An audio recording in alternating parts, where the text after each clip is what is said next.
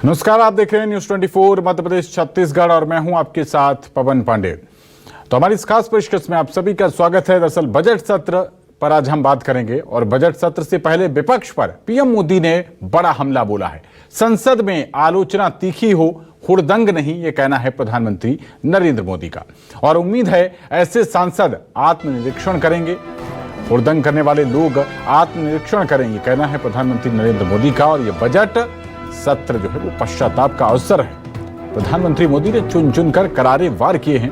लोकतंत्र का चीरहरण करने वाले विचार करें, ये कहना है प्रधानमंत्री नरेंद्र मोदी का। तो संसद में आलोचना नहीं हो, आलोचना हो, हुड़दंग नहीं हो, और हुड़दंग करने वाले लोग आत्मनिरीक्षण करें। ये बजट सत्र पश्चाताप का अवसर है। विपक्षी दलों को निशाने पर लेते हुए प्रधानमंत्री नरेंद्र मोदी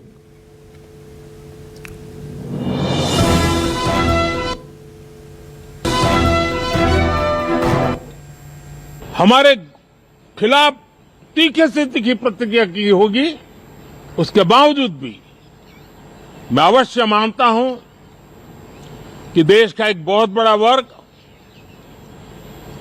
लोकतंत्र प्रेमी सभी लोग इस व्यवहार की सराहना करते होंगे। लेकिन जिन्होंने सिर्फ और सिर्फ नकारात्मकता, हुड़दंग,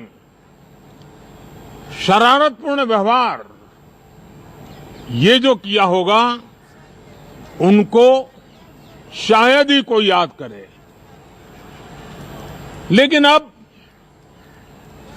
ये बजट सत्र अवसर है, पश्चाताप का भी अवसर है, कुछ अच्छे फुटप्रिंट छोड़ने का भी अवसर है।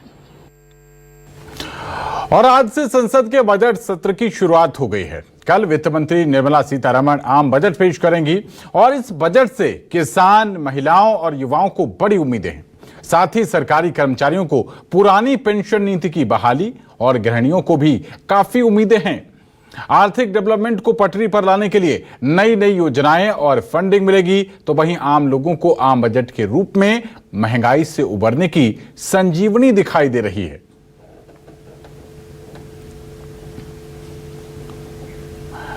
तो 1 फरवरी को कल वित्त मंत्री निर्मला सीतारमण बजट पेश करेंगी। अनुपूरक बजट ये रहेगा और महिलाओं को और खासकर जो बेरोजगार युवा हैं उनको इस बजट से बहुत ज़्यादा उम्मीदें हैं। हर कोई चाह रहा है, हर किसी की उम्मीदें हैं कि सरकार उनके हितों का ख्याल रखेगी।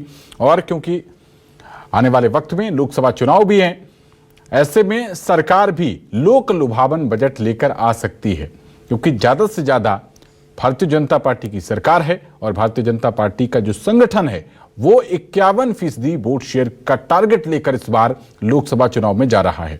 लिहाजा 51% आबादी यानी कि मैक्सिमम पहले से ही जब टारगेट पड़ा है, तो उसी हिसाब से बजट में भी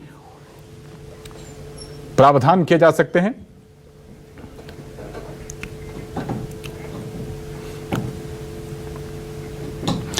और बजट पर चर्चा करने के लिए हमारे साथ बेहद ही खास मेहमान जुड़ रहे हैं। आपका परिचय उनसे करा देते हैं। हमारे साथ तपेश चंद्र गुप्ता अर्थशास्त्री हैं, हमारे रायपुर स्टूडियो से जुड़ रहे हैं। मोहम्मद सोहेल राइन सीए हैं और फाइनेंशियल एक्सपर्ट हैं, भोपाल स्टूडियो से जुड़ रहे हैं। और डॉक्टर महावीर हुड्डा शिक्षाविद हैं और हमारे साथ जुड़ रहे हैं।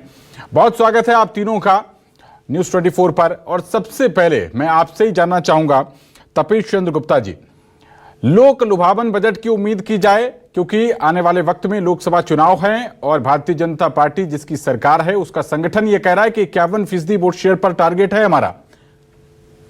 क्या उम्मीदें सर, किस तरीके का बजट आ सकता है? तपेश जी। लोक लुभावन बजट तो रहेगा ही जी, निर्वाचन कार्य के कारण लोक लुभावन बजट रहेगा ही जी, लेकिन इसमें कल्याणकारी योजनाएं वो भी आएंगी जो कि वास्तव में आम लोगों के लिए नहीं, कुछ खास लोगों के लिए होगी। जैसे उद्योग के विकास के साथ ही आम जनता को रोजगार की संभावनाएं बनती हैं।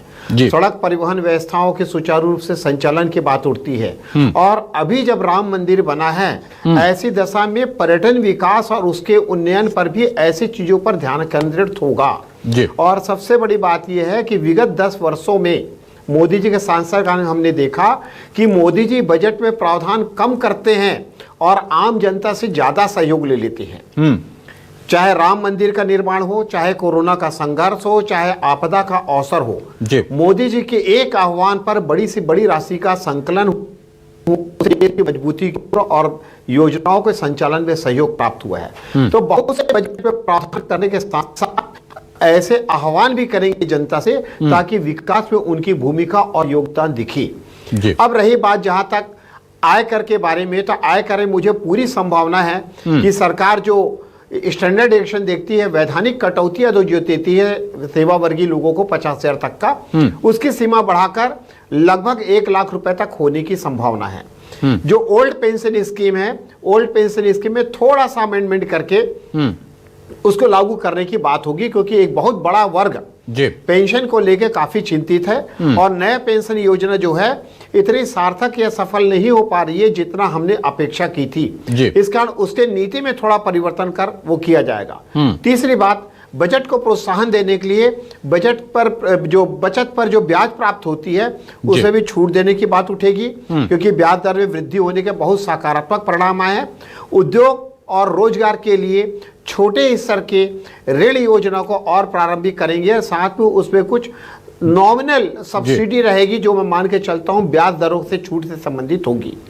किसानों के लिए व्यापक योजना होगी, महिलाओं के लिए भी कई सारे अवसर विकसित होंगे ताकि महिलाएं घर से बाहर निकले, अपने बचत को प्रोत्साहित कर सके, स्वावलंबी बने।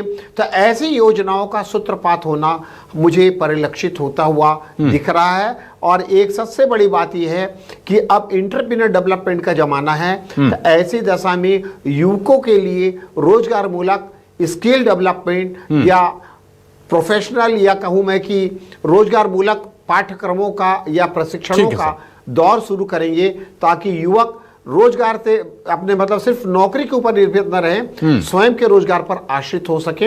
ऐसे बजट आने की मुझे संभावना लगती है। बिल्कुल तपेश जी, वापस लौटेंगे आपके पास। मोहम्मद सोहेल राइन जी, किस तरीके का आप उम्मीद लगाए बैठे हैं? क्योंकि जैसा मैंने तपेश जी से ओपनिंग स्टेटमेंट में पूछा, क्योंकि चुनाव है और अर्थशास्त्री तपेश जी ने कहा कि राम मंदिर पर्यटन, इसको लेकर राष्ट्रपति जी ने जब अभिभाषण दिया उन्होंने भी राम मंदिर का जिक्र किया। प्रधानमंत्री नरेंद्र मोदी ने जो अपनी ओपनिंग स्पीच दी वो भी उन्होंने राम कह के दी। तो सीधी सी बात है, राम की झलक इस बजट में भी क्या दिख सकती है? क्या पर्यटन से जुड़े हुए कुछ विशेष प्रावधान हो सकते हैं?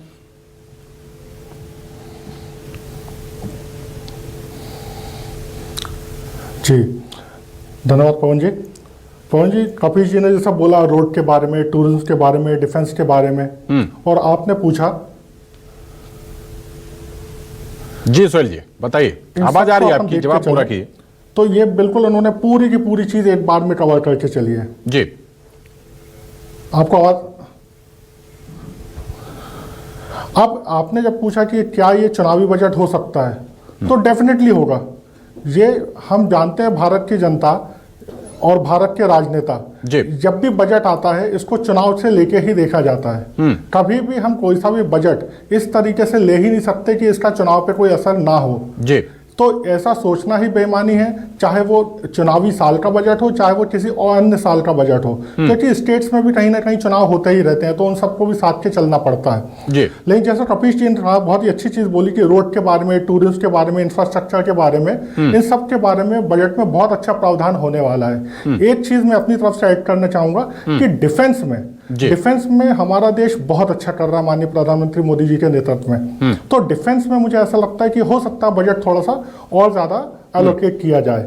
उसके बाद यूथ अभी थोड़ा सा इधर उधर हो रहा है हमारे सरकार के साथ, लेकिन हमें देखना पड़ेगा कि वोकेशनल ट्रेनिंग अगर अच्छे से हो जाती है या कोई स्किल डेवलपमेंट की चीजें मिलती हैं, रोजगार का बढ़िया अवसर अगर लोगों को मिलते हैं, तो फिर बहुत अच्छा रहेगा। और इसकी मुझे बहुत ज्यादा उम्मीद है कि मैडम मिनिस्टर जो है, मैडम फाइनेंस मिनिस्टर जो है, वो इसके बारे में कुछ ना कुछ अपने बजट में प्रावधान रखेंगे। ठीक है सोहेल साहब, आते हैं, वापस लौटेंगे आपके पास और रुख कर लेते हैं अब डॉक्टर महावीर हुड्डा जी का। शिक्षाविद हैं। शिक्षा का क्षेत्र सबसे ज्यादा अगर किसी की चर्चा होती है वो रोजगार, शिक्षा और स्वास्थ्य है। ये 3 ऐसे सेक्टर हैं जिन पर महावीर जी बहुत ज्यादा बातचीत होती है और यही आगे चलकर रोजगार के सृजन में सहायक होते हैं कि शिक्षा कैसी हो, हम कौन से ज्यादा इंफ्रास्ट्रक्चर में, जो एजुकेशनल शिक्षा जो इंफ्रास्ट्रक्चर है उसमें कितना निवेश कर पाए। क्या उम्मीदें आपके सेक्टर लगा रहा है इस अनुपूरक बजट से? नमस्कार, न्यूज 24 के दर्शकों को मेरी ओर से ढेर सारी शुभकामनाएं। देखो, एक सबसे बड़ा आज भारत के अंदर है वो एक एजुकेशन है। ये अपन एजुकेशन से ये कह सकते हैं कि जो अपना भारत है जी, एक एजुकेशन पे लगभग पूरे वर्ल्ड पे अब कब्जा कर रखा है। आज अगर अपना जो ये यूथ है, जो स्कूलिंग स्ट्रक्चर इनिशियली जो एक मोदी जी ने 2016 के अंदर एक अटल लैब स्टार्ट किया था, उससे बहुत कुल स्कूल डेवलपमेंट का बहुत आगे इसके लिए रोजगार की काफी पॉसिबिलिटी मिली जी। अब जो ये स्किल डेवलपमेंट है, अब जो एआई का जो मोदी जी शुरू कर रहे हैं और जो अपन शुरू करने जा रहे हैं, जो न्यू एजुकेशन प्लानिंग है, एनईपी है, जो 2002 है जी, और इस पे बहुत बड़ा वर्क होना है और ये वर्क इतना ज्यादा हो जाएगा इसके ऊपर कि जो भारत का यूथ है उसको इस स्किल डेवलपमेंट से रोजगार की पॉसिबिलिटी ऑटोमेटिक अपने आप मिल जाती, अब मिल जाएगी और अपन मिलती रहेगी और उसमें उसकी जो सोचने की कैपेसिटी है वो बहुत ज्यादा हो जाएगी। क्यों? क्योंकि आज का यूथ है वो अपन कह सकते हैं कि भारत के अंदर अगर इस स्किल डेवलपमेंट से, न्यू एजुकेशन प्लानिंग से इतना आगे बढ़ जाएगा कि वो अपने पैरों पे खड़ा होना स्टार्ट हो जाएगा, उसको पता चल जाएगा कि मेरे को आगे करना क्या है। अगर कोई कहीं एनर्जी की बात करते हैं, कोई अपन किसी कोई इलेक्ट्रिकल की बात करते हैं, कोई अपने मशीनरी की बात करते हैं, कोई अपने मोबाइल की बात करते हैं, तो अब तक वो केवल और केवल जो बाहर से अपने पास आया है वो उसको देख रहे मोबाइल क्या है। अभी इसके बारे में, मोबाइल के बारे में अपन को ये नहीं पता है इसके अंदर क्या क्या है। तो आज जैसा बाहर विदेशों में हो रहा है, चाइना में हो रहा है, ये जो प्रोडक्ट बन रहे हैं इस स्किल डेवलपमेंट से, न्यू एजुकेशन प्लानिंग से, या जो अपना जो मुख्य वर्ग के अब अपन मोदी जी करने जा रहे हैं एआई पे, इसमें अपने आप युवा सीख जाएगा कि मेरे को मशीनरी कैसे तैयार करनी है, मुझे मोबाइल का जो प्रोडक्शन है वो कैसे तैयार करना है, उसकी जो प्रत्येक अंदर है, इसके अंदर है, या जो मशीनरी है उसके अंदर डेवलपमेंट अपने आप होता रहेगा। तो मेरी एक ये हार्दिक है कि इस बजट से कम भी जो एजुकेशन के ऊपर जो बजट आना चाहिए, जैसे आज अपना ग्रांट है यूनिवर्सिटी के अंदर काफी मिलता है, कॉलेजों में बहुत सारा मिलता है, अब लेकिन जो नियम रखी जाती है वो स्कूलिंग इंफ्रास्ट्रक्चर से है। अपन जानते हैं गांव के बच्चों को कुछ नहीं पता है भाई अपन को करना क्या है, लेकिन इस एनईपी से गांव का बच्चा इतना आगे बढ़ जाएगा, उसको एग्रीकल्चर के अंदर उसको टेक्निक का पता चल जाएगा कि मेरे को आगे क्या करना है, इसके अंदर कहां कहां कमी है, या इसको मैं आगे कैसे बढ़ाया जा सकता है। ठीक है, क्योंकि अपन आज तक कहते हैं। ठीक है, काफी ज्यादा उम्मीदें आपको हैं और कल का ये वक्त बताएगा कि आखिरकार आपकी उम्मीदें कितनी ज्यादा पूरी होती हैं। तपेश जी, मैं आपके पास अब वापस लौटना चाहता हूं। अंतरिम बजट ये है और 2019 का इससे पहले जो अंतरिम बजट आया था, क्योंकि इसमें किसान सम्मान निधि एक गेम चेंजर योजना रही थी। जब चुनावों का वक्त होता है, सरकार अपना दूसरे जनता के दरबार में जाना होती है, तो उस वक्त कोई ना कोई एक ऐसी स्कीम जरूर लेकर आती है जो उसकी एंटी इनकम्बेंसी को खत्म कर दे। तपेश जी, क्या मानते हैं इस बार जो राम का जिक्र किया जा रहा है, क्या इससे संबंधित कुछ ऐसा आएगा जैसा कि किसान सम्मान निधि जो मास्टर स्ट्रोक था, वैसा ही क्या कुछ सामने आ सकता है? आप अपने अनुभव से बताएं जरा। हाँ, इस बार मेरा अनुभव कहता है, देखिए मोदी जी के कार्य करने की शैली पूर्व के राजनीतिज्ञों की तुलना में बहुत ही अलग है और उसके हिसाब से मुझे ये लगता है कि मोदी जी इस बार मास्टर स्ट्रोक्स के रूप में महिलाओं के लिए योजनाएं या रोजगार के कुछ अवसर ऐसे लाएंगे ताकि उनका वोट बैंक बढ़ सके। जी। अब किसान आज के डेट पे संतुष्ट है, लेकिन किसानों की योजनाओं और उनके कार्य प्रणालियों में उनके मिलने वाले लाभ में कोई कटौती या कमी नहीं करेंगे। लेकिन आर्टिफिशियल इंटेलिजेंस जो नया अभी टेक्नोलॉजी आया है, जो हर एक के मोबाइल में, हर एक के कंप्यूटर में मिलकर जो डेवलप हो रहे हैं, उसके माध्यम से कृषि संबंधी क्षेत्र में विकास की ज्यादा संभावना दिखती है। दूसरी चीज, एक बहुत बड़ा वर्ग मतदाताओं का छात्र है, युवा वर्ग है। बिल्कुल। तो न्यू एजुकेशन पॉलिसी जो आई है उसके माध्यम से कुछ ऐसी योजनाएं या अवसर ढूंढेंगे ताकि युवा उससे आकर्षित हो और उससे प्रभावित होकर कार्य करे। क्योंकि बजट आने के कुछ दिन पहले प्रधानमंत्री जी परीक्षा पद्धति पर लेकर चर्चा और संवाद करते हैं जी। युवकों को कहते हैं कि आप अपने आप से प्रश्न करिए, अपने आप को मजबूत करिए। तो यह बात है कि कहीं ना कहीं संकल्प में युवकों के लिए भी कोई चीज पृष्ठभूमि पर छिपी हुई है जी। तो ऐसे युवकों के लिए आने की संभावनाएं हैं। दूसरा, बजट में एक बहुत बड़ी बात है, यह अंतरिम बजट होगी क्योंकि सरकार का कार्यकाल समाप्त होने वाला है। इस कारण अभी पूर्णकालिक बजट तो देंगे नहीं। वैसे भी इतनी नीति और योजनाएं बना चुकी है और बजट सत्र में कई सारे संविधान संशोधन वगैरह आ सकते हैं जी। इन चीजों को ध्यान में रखते हुए मुझे ये लगता है कि अंतरराष्ट्रीय स्तर पर और देश की सुरक्षा व्यवस्था पर कुछ ऐसा मजबूत कदम उठाएंगे ताकि लोगों का ध्यान राष्ट्रीयता की ओर आकर्षित हो और वो अपने वोट बैंक को मजबूत कर जाएंगे। ठीक है तपेश जी, वापस लौटेंगे आपके पास। बड़ी बातें आपने कही और सोहेल जी का रुख कर लेते हैं। सोहेल जी, 2027 तक सरकार का ये टारगेट है कि वो $5 ट्रिलियन इकोनॉमी बनने जा रही है, ये गोल सेट किया। कोरोना महामारी आई बीते वर्ष में, उस वजह से थोड़ी सी स्पीड कम हो गई। क्या लगता है इस 5 ट्रिलियन का जो बेंचमार्क है, इसको सरकार छूने लायक कुछ बजट में ऐसा लेकर आएगी?